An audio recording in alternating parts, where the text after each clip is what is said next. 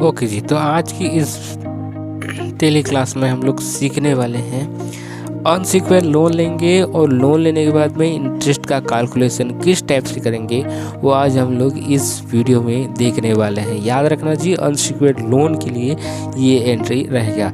अगर आप क्रेडिटर है या फिर डेबिटर में इंटरेस्ट कैलकुलेट करना चाहते हैं तो उसके लिए और सेपरेट जो वीडियो है वो आपको मिल जाएगा। तो याद रखना, ये अनसिक्योर लोन के लिए है और एजुकेशन पर्पज के लिए ही मैंने ये वीडियो बनाया है। जिनको जो अनसिक्योर लोन में इंटरेस्ट किस प्रकार से कैलकुलेट होता है उसको जानने के लिए, बेसिक फंडामेंटल जानने के लिए ये जो है उनके लिए डेडिकेटेड ये पूरा वीडियो। अगर वीडियो में पूरा बने रहेंगे तो आप समझ जाएंगे कि इंटरेस्ट को किस प्रकार से हम लागू करते हैं, किस प्रकार से लेजर बनाएंगे, अनसिक्योर लोन किस प्रकार से हम लोग लेंगे, ये सब चीज़ हम लोग देखने वाले हैं।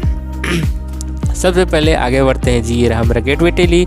अब गेटवे टेली में ये जो है आपके पास में कुछ इस प्रकार से गेटवे टेली जो है आपको दिख रहा है, जिसमें कंपनी है चेतन सिन्हा वाला कंपनी। जी हाँ, तो इससे पहले आगे बढ़ने से पहले मैं कुछ इन्फॉर्मेशन मेरे चैनल के बारे में बता देना चाहता हूँ कि ज़्यादा से ज़्यादा जो है सब्सक्राइब कीजिए और अपने दोस्तों के बीच में शेयर करिए, ताकि जो वीडियो का जो महत्व है उन तक पहुँच सके और उससे वो सीख सकें। जी हाँ, मेरे कहने का मतलब ये है कि मैं एक नींव की तरह काम करूँगा। मेरे जो कॉन्सेप्ट है वो नींव की तरह काम करेंगे, बाकी आपको बिल्डिंग जो है आपको खुद बनाना है जी। आप एक को फाउंडेशन मिल जाएगा, फिर आप वहाँ से आप बिल्डिंग आप डेवलप कर सकते हैं। यहाँ से वीडियो देखिए और देखकर अच्छे से प्रैक्टिस कीजिए। प्रैक्टिस करने से होगा ये आपकी उसके बारे में मास्टरी हासिल हो जाएगा और होने के बाद में आप खुद एंट्रीज करने लगेंगे जी। ओके, ज़्यादा कुछ नहीं बताते हुए अब ये रहा मेरा गेटवे टेली। सबसे पहले अपने को इंटरेस्ट का फ्यूचर एनेबल करना है। उसके लिए आपको आ जाना है फ्यूचर्स पे। फ्यूचर्स से आने के बाद में अकाउंटिंग फ्यूचर के आने के बाद में आउटस्टैंडिंग मैनेजमेंट। जी हाँ, आउटस्टैंडिंग मैनेजमेंट में जाएंगे। देखते हैं आउटस्टैंडिंग मैनेजमेंट में कहाँ पर आपको यस करना है। देखिए, आउटस्टैंडिंग मैनेजमेंट ये रहा। एक्टिव इंटरेस्ट कैलकुलेशन, ये वाला चीज़ को आपको यस करना है जी। हो गया, ये वाला चीज़ को यस करने के बाद में ये वाला नीचे वाला यूज एडवांस पैरामीटर्स, इसको भी यस करते हुए आपको एंटर करते हुए आपको कर लेना है जी। इसको शिफ्ट एक बार और मैं पाथ दिखा देना चाहता हूँ कि आपको करना है F11 प्रेस करना है। F11 या फिर माउस के हेल्प से जो है F11 प्रेस करेंगे हम लोग कीबोर्ड की हेल्प से। ओके, F11 के बाद F1 for accounting futures. Okay, accounting future के बाद में आउटस्टैंडिंग मैनेजमेंट, इसमें है एक्टिवेट इंटरेस्ट कैलकुलेशन। ओके जी, यहाँ पर मैं दिखा दूंगा इंटरेस्ट कैलकुलेशन, इस वाला को और ये नीचे वाला को, ये दोनों वाला को आपको यस करके रखना होगा। आई थिंक यहाँ तक बात आपको समझ में आ गया होगा और इसको आपको सेव कर देना है जी, कंट्रोल A प्रेस करते हुए। ओके, एस्केप करेंगे। अब जो है हम लोग अनसिक्योर लोन के बारे में जानना चाहते हैं तो हमको फर्स्ट चीज़ जो है बनाना पड़ेगा लेजर। ओके, लेजर बनाएंगे, क्रिएट में आएंगे और क्रिएट में हम लोग लिख लेंगे, जैसे कि मेरा दोस्त का नाम आई थिंक रख लेंगे हम लोग अनिल जो है बहुत पैसा वाला आदमी है, अनिल साहू जी।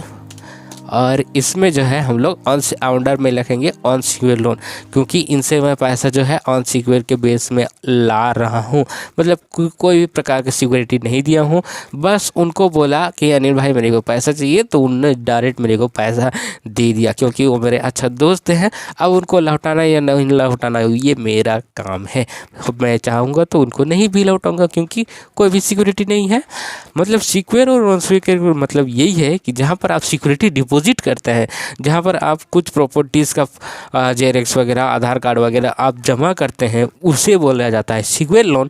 एज वेल एज जहाँ पर कोई सिक्योरिटी नहीं रहता, बस जुबान का सिक्योरिटी रहता है, उससे हम अनसिक्योर लोन कहते हैं जी। आई थिंक यहाँ तक समझ में आ गया। अन मतलब अन लगा है, मतलब कोई सिक्योरिटी नहीं है। ओके, अब इसको इन्वेंट्री इफेक्ट को यस करना है। यहाँ पर आपको कर देना है, आपको इसे आपको यस करना है और ये नीचे वाला एक्टिवेट इंटरेस्ट कैलकुलेशन को भी यस कर देंगे। अब यहाँ पर आने के बाद में कुछ इस टाइप का इंटरफेसेस जो है आपको देखने को मिल जाएगा जी। हो गया, कहीं कहीं पर और अलग अलग रहता है, उसमें 2 वाला फ्यूचर को यस करना है, इसके ऊपर जो 2 रहेगा मतलब ट्रांजेक्शन कैलकुलेट ये वाला ऑप्शन जो रहेगा उसको यस करना है। ये ऊपर में 3 ऑप्शन आएगा, एक को करेंगे, फिर उसके बाद एक और आएगा ओवरराइड वाला, फिर उसके बाद में एक और नीचे वाला को नो करना है। अभी फिलहाल बस ऐसे ही आपको एंट्री करना है, इसको नो रखना है, एंटर करेंगे। अब इसमें जैसे कि 5% के हिसाब से एक महीना में इंटरेस्ट जुड़ेगा। ओके, एक महीना में आप इंटरेस्ट जोड़ सकते हैं या फिर उसे 1 साल भी कर सकते हैं। तो फिलहाल मैं 1 महीने की एंट्री करूँगा। अब जो है मैं उनसे पैसा ले भी लेता हूँ और वो मेरे से पैसे लेता भी है, पैसा देता भी है और लेता भी है। तो उस टाइम में ऑल बैलेंस करेंगे, मतलब जब मैं उनसे पैसा उधारी लूँगा फिर पे कर दूंगा, फिर उनसे मेरे से वो पैसा लेगा, मतलब दोनों तरफ से ट्रांजैक्शन होता रहेगा। तो उस टाइम आपको करना है ऑल बैलेंस करना है, या फिर credit balance and debit balance. जब उधारी आप कहीं से लाएंगे तो इसमें करेंगे, और जब आपको कहीं से पैसे आपको उधार दिए रहेंगे तब मतलब कस्टमर से जब देंगे तब डेबिट बैलेंस करेंगे, और जब आप कहीं से खरीदेंगे तो क्रेडिट बैलेंस करेंगे। यहाँ तक आई थिंक आपको समझ में आ गया होगा। क्रेडिट मतलब कहीं से उधारी लाए हैं, डेबिट मतलब जहाँ से आपको पैसा प्राप्त करना है। इतना बात आई थिंक कम्प्लीटली क्लियर हो गया होगा। अब ये क्या है जी, 1 अप्रैल 2023 मतलब कब से लागू होगा, 5% जो है कब से लागू होगा। तो 1 अप्रैल से कब तक 5% रहेगा। अनिल भाई जी ने मेरे को बोला भाई तू इतना दिन में पैसा दे दे तो 5% लगेगा। कितना दिन में, 1 साल के लिए 5% के लिए मैं लाया।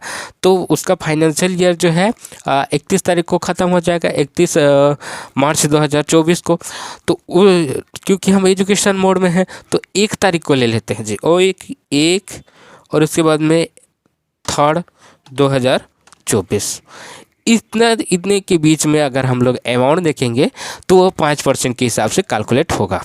एंटर करेंगे और यहाँ पर राउंडिंग वगैरह हम लोग नहीं लेंगे। राउंडिंग मतलब होता है एक पैसे में जब आएगा तो वो उसको इक्वलाइज कर लेता है, ये सब चीज़ें आपको जानती होंगे।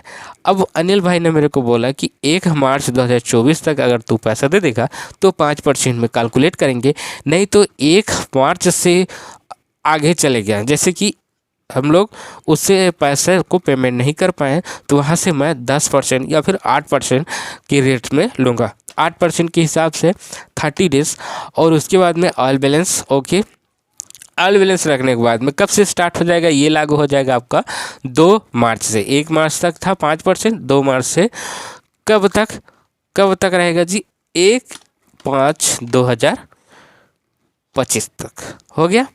एक फाइनेंशियल ईयर होगा, इसके अंतर्गत अगर हम लोग पैसा उनको पेमेंट करते हैं तो आ जाएगा 8%।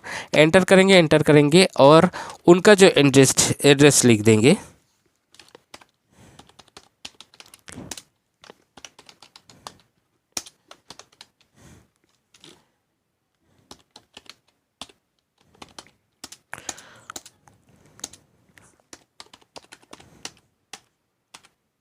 और उनसे मैंने लिया था लगभग 1 लाख पैसा मैंने उधारी लिया था।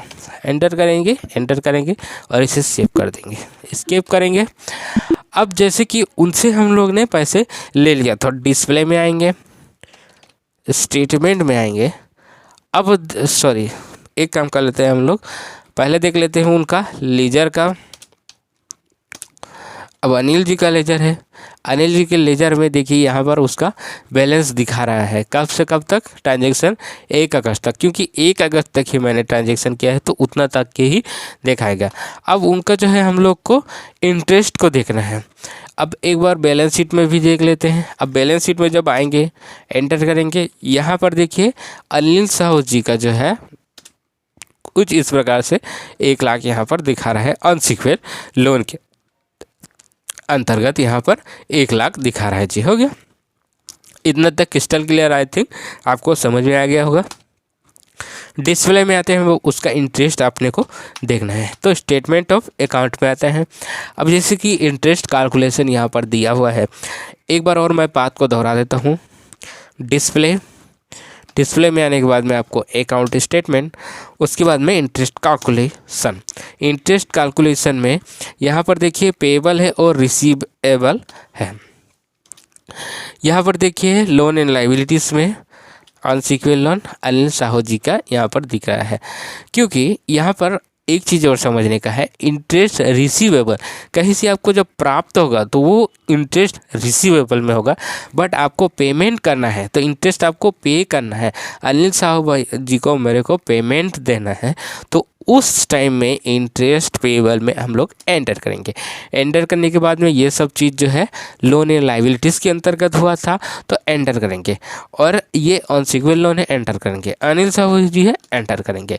अब यहाँ पर देखिए 123 दिन के हिसाब से यहाँ पर जो है इतना इंटरेस्ट कैलकुलेशन हुआ है जी, हो गया, इतना इंटरेस्ट कैलकुलेशन हो गया है, तो इतना इंटरेस्ट आपको देना पड़ेगा जी। अगर हम लोग इसमें डेट को हम लोग चेंज कर देते हैं, F2 में आएंगे और यहाँ पर एक मिनट, जैसे कि 2 और क्या था जी 5/2024 से लेकर 1/8/2024 एंटर करेंगे।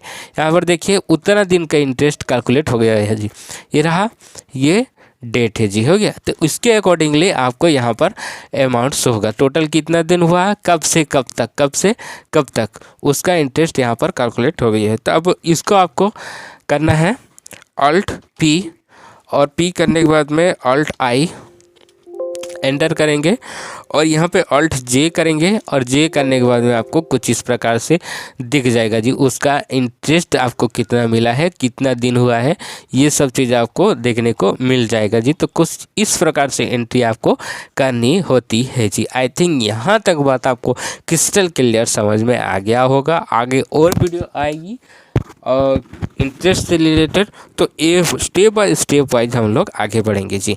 तो इतना तक देखने के लिए, इतना तक बने रहने के लिए थैंक यू, धन्यवाद, बहुत बहुत शुक्रिया।